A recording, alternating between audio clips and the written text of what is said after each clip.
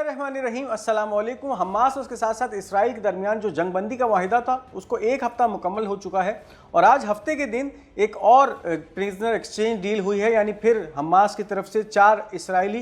कैदियों को रिहा किया गया है और इसके साथ साथ जो इसराइल की जेलों में मौजूद फलस्तीनी थे उनकी भी रिहाई अमल में आई है। अब इस हवाले से जो अपडेट सामने आ रही है, आज हमास की तरफ से 4 ऐसी इसराइली फौज की खवातीन को रिहा किया गया है जिनका ताल्लुक बराह रास्त इसराइली फौज से था और फिर 7 अक्टूबर 2023 को जब तूफान लक्सा का आगाज हुआ था और फिर नोवा फेस्टिवल से इन इसराइली फौज की खवातीन एहलकार को हमास ने यरगमाल बनाया था, अपने कब्जे में रखा था। 15 महीने के बाद जो है ये आज़ाद की गई हैं और उसके बाद इनके चेहरे पे जो खुशी देखने में सामने आ रही है, यानी फिर ये वो तमाम कैदी हैं जो कि इसराइली हमलों के नतीजे में बच चुके हैं। इसराइल की तरफ से मुकम्मल ये कोशिश की जाती रही कि किसी भी तरह गज़ा को बमबारी करके इन कैदियों को जो है वो हलाक कर दिया जाए और फिर इसका पूरा मलबा हमास पे डाला जाए, लेकिन इस वक्त जो ये कैदी हैं रिहा हो चुके हैं और अब ये तमाम चारों कैदी इसराइल की दारुल हुकूमत तेल अबीब पहुंच चुके हैं। अब इस हवाले से जो अपडेट सामने आ रही हैं, the 4 female soldiers arrived at Beilinson hospital east of Tel अबीब।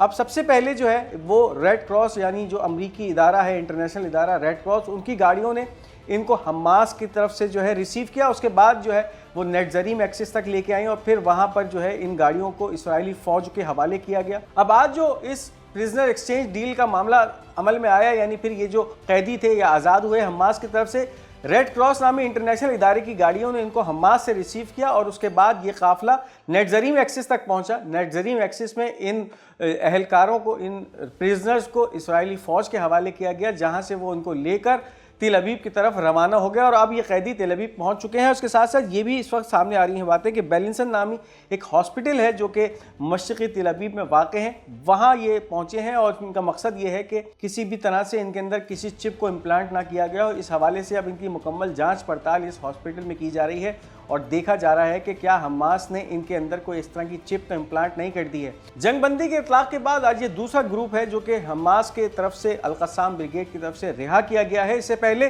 जो 13 प्रिजनर्स थे वो इस डील के पहले ही दिन रिहा किए गए थे, यानी फिर पिछले इतवार को रिहाई उनकी अमल में आई थी और अब ये एक उसका दूसरा सेट है जो कि रिलीज हुआ है, जिसके अंदर 4 इसराइली फौज की खवातीन एहलकार को जो है हमास की तरफ से रिहा किया गया है। अब इसके साथ साथ बात करते चले उन तमाम कैदियों की जो कि इस वक्त इसराइल की जेलों से रिहा हुए हैं। इनकी भी एक कसीर तादाद है जो कि इस प्रिजनर एक्सचेंज डील के हवाले से सामने आई है और इस वक्त जो एक कसीर तादाद उन कैदियों की है जिनका ताल्लुक वेस्ट बैंक या मगरबी किनारे से था और रामल्ला के शहर से ताल्लुक रखते थे। इस वक्त एक कसीर तादाद है ऐसे कैदियों की जो कि सामने आ रही है। इसके साथ साथ इस वक्त जो कैदी इसराइल की तरफ से रिहा किए गए हैं उनकी तादाद के हवाले से भी रॉयटर्स नामी एक इंटरनेशनल न्यूज़ इदारा कुछ खबरें क्लेम कर रहा है। इस वीडियो को आगे बढ़ाने से पहले उन तमाम नाज़रीन के लिए जिन्होंने अब तक हमारा ये चैनल पाक गोल्ड मीडिया सब्सक्राइब नहीं किया, इस चैनल को सब्सक्राइब कीजिए ताकि कोई भी अहम वीडियो आप मिस न कर सकें। अब राउटर्स के हवाले से जो खबरें सामने आ रही हैं कि इस वक्त इस दूसरे फेज के अंदर, यानी जो दूसरा मरहला है इस एक्सचेंज डील के बाद, जो कि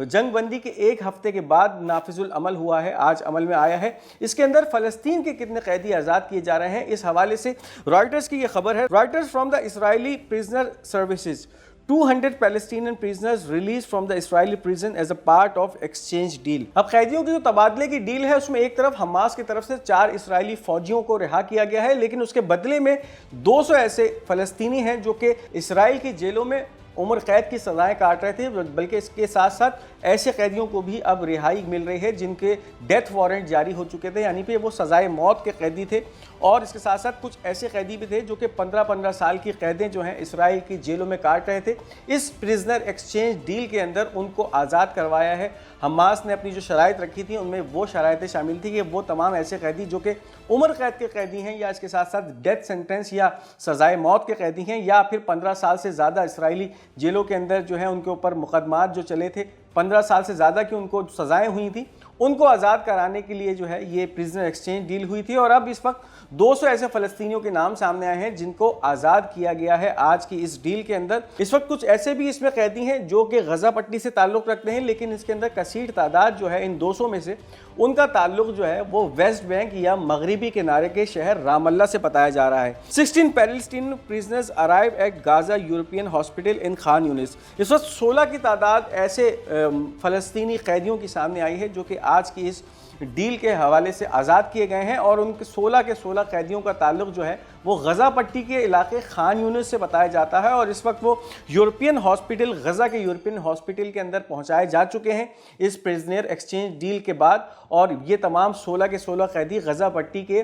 खान यूनिस के यूरोपियन हॉस्पिटल में इस वक्त मौजूद हैं। अब अगर बात करें उन तमाम कैदियों की कि जो वेस्ट बैंक से ताल्लुक़ रखते हैं, उनके हवाले से occupied Palestine, arrival of 3 buses carrying 114 release prisoners to Ramallah. अब ये 3 बसेस हैं जो कि भर के आई हैं इसराइली जेलों से और ये रामल्ला के शहर के वो शहरी थे जिनको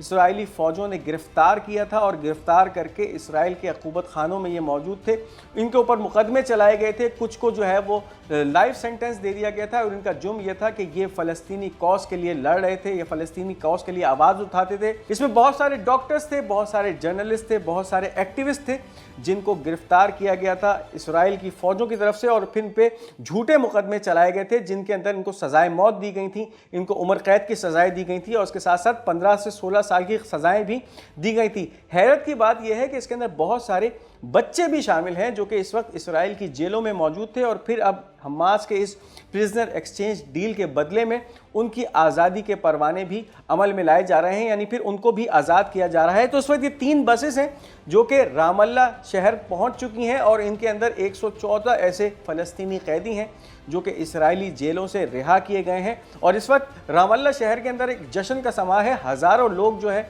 इन कैदियों को रिसीव करने पहुंचे हैं। लेकिन इस वक्त एक अहम हरकत जो फ़लस्तीन अथॉरिटी की तरफ से की गई है, फ़लस्तीन अथॉरिटी वो अथॉरिटी है जो कि अल-फतह के ज़ेर इंतज़ाम चलती है और इंतज़ाम संभालती है फ़लस्तीन के मकबूजा इलाक़ों का। फ़लस्तीन अथॉरिटी की तरफ से ये काम किया गया कि जब लोग जमा थे इस्तक़बाल करने के लिए इन कैदियों का जो कि 3 बसेस पे दाखिल हुए थे रामल्ला शहर में, और फिर जिन लोगों ने हमास के या अल-क़स्साम ब्रिगेड के झंडे उठा रखे थे तो फ़लस्तीन अथॉरिटी ने उनसे हमास के झंडे छीने। लेकिन उसके बावजूद जो एक वलवला था उन लोगों का जो कि इन लोगों को रिसीव करने आए थे वो बहुत ज़्यादा था और अल-क़स्साम ब्रिगेड के हक़ में फलक शिगाफ नारे लगाए जा रहे थे इन लोगों की तरफ से जो कि इन तमाम कैदियों को वेलकम करने आए थे और एक जश्न का समा रामल्ला में नज़र आ रहा था। अब इस प्रिजनर एक्सचेंज डील का जो तीसरा मरहला होगा वो अगले हफ्ते के दिन अमल में लाया जाएगा कि जब फिर हमास की तरफ से चंद इसराइली कैदियों को रिहा किया जाएगा और फिर इसके बदले इसराइली जेलों में जो फ़लस्तीनी मौजूद हैं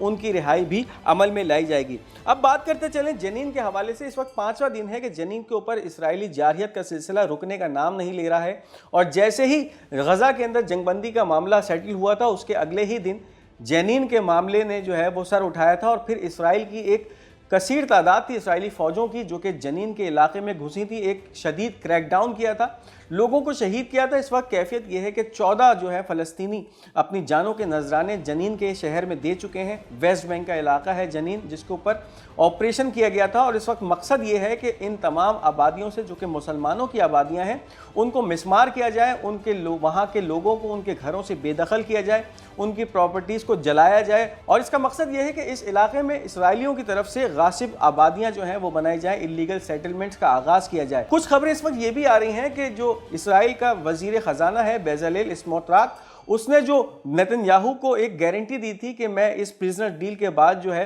वो इस्तीफ़ा पेश नहीं करूंगा, लेकिन इसके बदले में उसने ये मांगा था कि उस जनीन के इलाके में इसराइली फ़ौज एक शदीद क्रैकडाउन करेगी और फिर इन इलाकों से लोगों को जो है उनको निकाला जाएगा, उनकी इमलाक को तबाह किया जाएगा, इस इलाके को जो है वो ग्राउंड किया जाएगा और फिर इसके बाद यहाँ पर इसराइली सेटलमेंट्स बनाई जाएंगी। अब इस हवाले से खबरें आ रही हैं। The Israeli occupation aggression continues on Jenin northern West Bank for the 5th consecutive day, leaving 14 martyrs and dozens of injuries and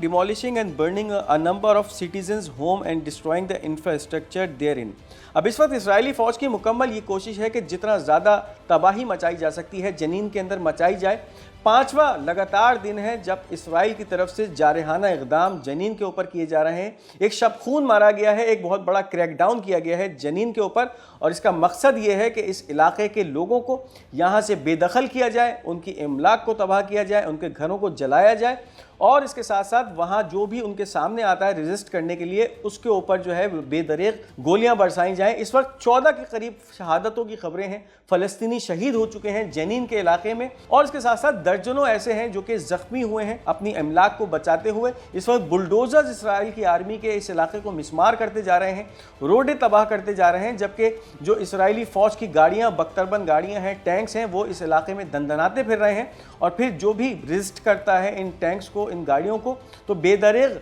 fire arm का इस्तेमाल किया जाता है, असलहे का इस्तेमाल किया जाता है, ताकत के इस्तेमाल से उनको दबाया जाता है, उनको शहीद किया जाता है। और इसका मकसद यही है कि जो इसराइल का वज़ीर दिफा था उसकी तरफ से पहले ही ये बात की जा चुकी थी कि गज़ा के बाद हम वेस्ट बैंक के इलाके को भी जितना इलाका कब्ज़ा कर सकते हैं कब्ज़ा करेंगे और फिर यहाँ पर इसराइली काबिज़ीन की आबादियाँ आबाद की जाएंगी। अब इसको अमली जामा पहनाना शुरू कर दिया है इसराइली फ़ौज ने, और ये 5वां दिन है कि इस इलाक़ों में इसराइली फ़ौजों की कार्रवाइयाँ जो हैं वो शिद्दत इख्तियार करती जा रही हैं। अब देखना ये है कि इस मामले पे इंटरनेशनल कम्युनिटी अपने क्या इक़दाम करती है, या फिर इस वक्त जो जेनिन की कैफियत है क्या फिर वो पूरे वेस्ट बैंक को अपनी लपेट में ले लेगी। तो आने वाला वक्त सजेस्ट करेगा ये कि ये हालात किस तरफ जाएंगे। अब इसके साथ साथ बात करते चलें एआई के हवाले से। आर्टिफिशियल इंटेलिजेंस या मसनूई ज़हानत इस वक्त पूरी दुनिया को अपनी लपेट में लेती जा रही है। और उस वक्त जो तुर्किश इंटेलिजेंस का डायरेक्टर है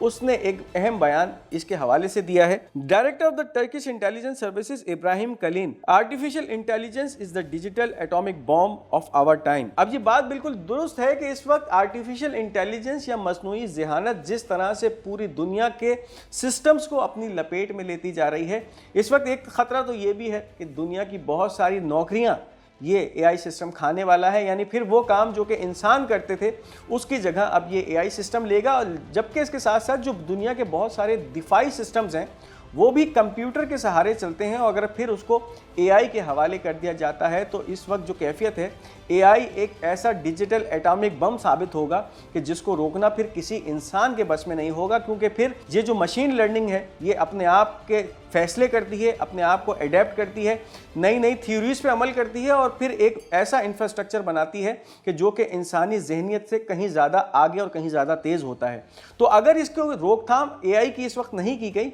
तो आने वाले वक्तों में एआई इंसान के ऊपर जो है वो सबकत ले जाएगा, और फिर जो इंसानी दिमाग की सोच है उससे कहीं ज़्यादा आगे बढ़कर सोचने लग जाएगा। और ये जो मशीन लर्निंग का जो अमल है ये इतना तेज़ी से होता है कि फिर ये चीज़ें इंसान के हाथ से निकल जाएंगी। और उस वक्त ये जो